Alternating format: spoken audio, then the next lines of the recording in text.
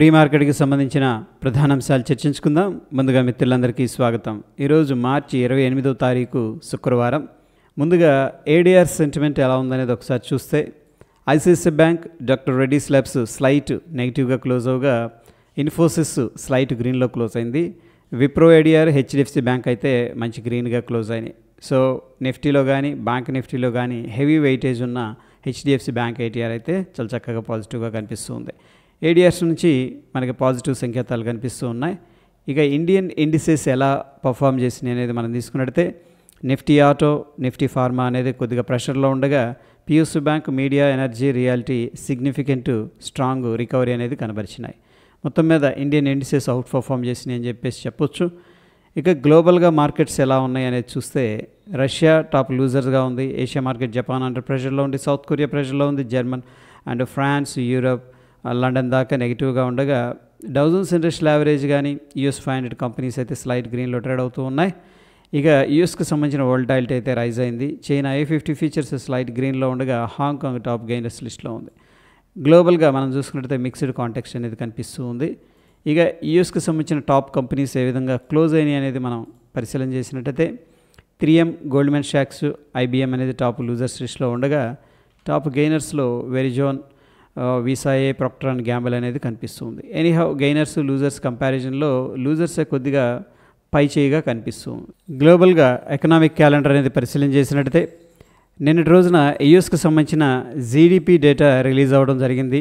ఇది పాజిటివ్గా వచ్చింది. ఇనీషియల్ జాబ్లెస్ క్లెయిమ్స్ అంటే నిరుద్యోగ భృతికి అప్లై చేసుకునే వారి సంఖ్య కూడా తగ్గింది. ఇది కూడా పాజిటివ్ డేటా అని చెప్పొచ్చు. ఈరోజు విషయానికి వచ్చేసరికి లండన్కి సంబంధించిన జీడిపి డేటా రిలీజ్ అవుతుంది మధ్యాహ్నం 12:30 సాయంత్రం 6 పర్సనల్ కన్జంప్షన్ ఎక్స్పెండిచర్ డేటా అనేది యూఎస్కి సంబంధించింది రిలీజ్ అవ్వడం జరుగుతుంది.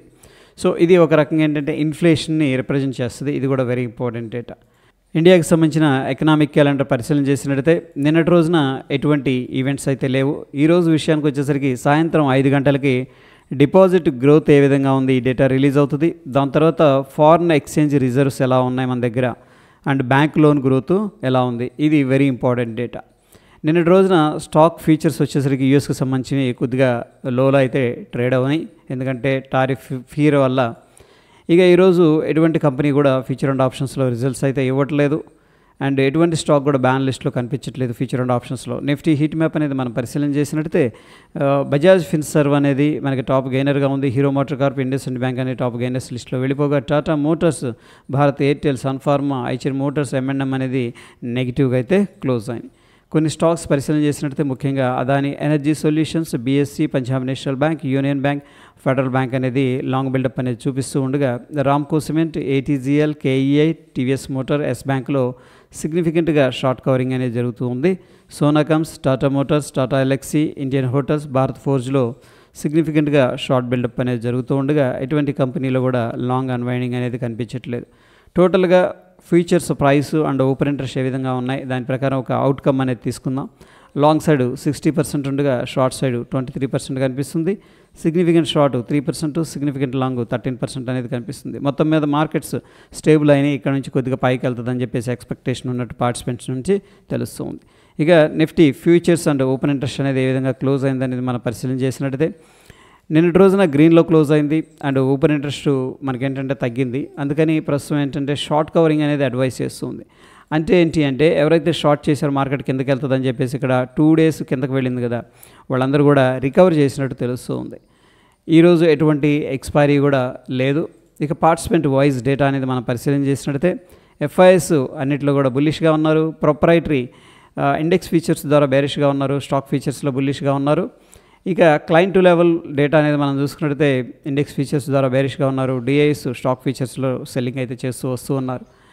FIS మొత్తం మీద 11,111 కోట్లు క్యాష్ మార్కెట్లో బై చేయగా DIs 2,518 కోట్లు క్యాష్ మార్కెట్లో బై చేసినట్టు తెలుస్తుంది.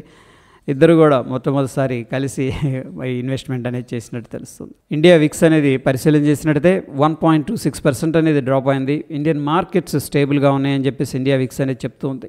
డాలర్ ఇండెక్స్ ఫీచర్స్ అనేది మనం తీసుకున్నట్టయితే గత 3-4 రోజుల నుంచి కూడా కొద్దిగా ప్రాఫిట్ బుకింగ్ అండ్ ఇండెసిషన్ మోడ్లో నడుస్తుంది.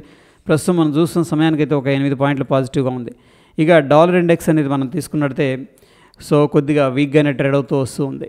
ఇక నిఫ్టీ ఇంపార్టెంట్ లెవెల్స్ వచ్చేసరికి ప్రీవియస్గా 23,428 అనేది ఒక ఇంపార్టెంట్ లెవెల్ అనమాట. ఆ లెవెల్ దగ్గర సపోర్ట్ అయితే తీసుకొని అక్కడి నుంచి సిగ్నిఫికెంట్గా బౌన్స్ అనేది జరగడం జరిగింది. ప్రస్తుత సిచ్యువేషన్లో బుల్లిష్ స్టాన్స్ అనేది కనిపిస్తుంది. బ్యాంక్ నిఫ్టీ విషయానికి వచ్చేసరికి ఇక్కడ 51,000 రౌండ్ నెంబర్ దగ్గర ఏంటంటే స్ట్రాంగ్ సపోర్ట్ అయితే తీసుకొని అక్కడి నుంచి కూడా బౌన్స్ అనేది జరిగింది. మనకి ఇమీడియట్గా ఉన్న హడల్ వచ్చేసరికి 52,000 అని చెప్పేసి చెప్పుకోవచ్చు. గిఫ్ట్ నిఫ్టీ విషయానికి వచ్చేసరికి ఇక్కడ ఏప్రిల్ కాంట్రాక్ట్స్కి మనం షిఫ్ట్ అయిపోయాం, ఎందుకంటే మార్చి కాంట్రాక్ట్స్ అనేది ఎక్స్పైర్ అయిపోయింది కాబట్టి. సో ప్రస్తుతం ఉన్న సిచ్యువేషన్లో మనం చూసుకున్నట్లయితే ఒక 9 పాయింట్లు 10 పాయింట్లు నెగిటివ్గా అయితే ట్రేడ్ అవుతుంది. గిఫ్ట్ నిఫ్టీ ఫ్యూచర్స్ 23,750 దగ్గర గిఫ్ట్ నిఫ్టీ ఫ్యూచర్ అనేది ట్రేడ్ అవుతుంది. మన నిఫ్టీ ఫ్యూచర్ వచ్చేసరికి అది కూడా ఏప్రిల్ కాంట్రాక్ట్ అనేది మనం షిఫ్ట్ చేసుకున్నాం. 23,777 దగ్గర క్లోజ్ అయిపోయింది. మొత్తం మీద మనకి స్లైట్ నెగిటివ్ పాయింట్స్ అనేది కనిపిస్తుంది. Based on the gift Nifty futures ఏంటంటే మనం ఒక ఫ్లాట్ ఓపెనింగ్ లేదా స్లైట్ నెగిటివ్ ఓపెనింగ్ అనేది ఎక్స్పెక్ట్ అయితే చేసుకోవచ్చు. ఇక ఇండివిజువల్ స్టాక్స్ పరిశీలన చేసినట్లయితే Infosys, జాగిల్ prepaid, Bharat electronics, force Motors, Jindal steel, Zensar tech, active infrastructures, HCl tech అనేది న్యూస్లో ఉన్నాయి. ప్రాబబ్లీ వీటిల్లో మొమెంటం ఉండే అవకాశం ఉంది. ఈ లింక్ అయితే నేను టెలిగ్రామ్లో షేర్ చేస్తాను. ఇక టెక్నికల్గా ఇండికేటర్స్ ఏం చెప్తున్నాయి అనేది మనం పరిశీలన చేసినట్టయితే బ్యాంక్ నిఫ్టీ స్ట్రాంగ్ బై అనేది అడ్వైస్ చేస్తుంది. డైలీలో లోవర్ టైం ఫ్రేమ్లో కొద్దిగా వీక్గా కనిపిస్తుంది. ఇక నిఫ్టీలో స్ట్రాంగ్ బై అనేది అడ్వైస్ చేస్తుంది. డైలీలో లోవర్ టైం ఫ్రేమ్ అనేది సైడ్ వేస్ అనేది రిప్రజెంట్ చేస్తుంది. ఫ్రెండ్స్, ప్రస్తుతం ఉన్న సిచ్యువేషన్లో ఈరోజు ఫ్రైడే అండ్ నిన్నటి దాకా అయితే మార్కెట్స్ బుల్లిష్గానే ఉన్నాయి.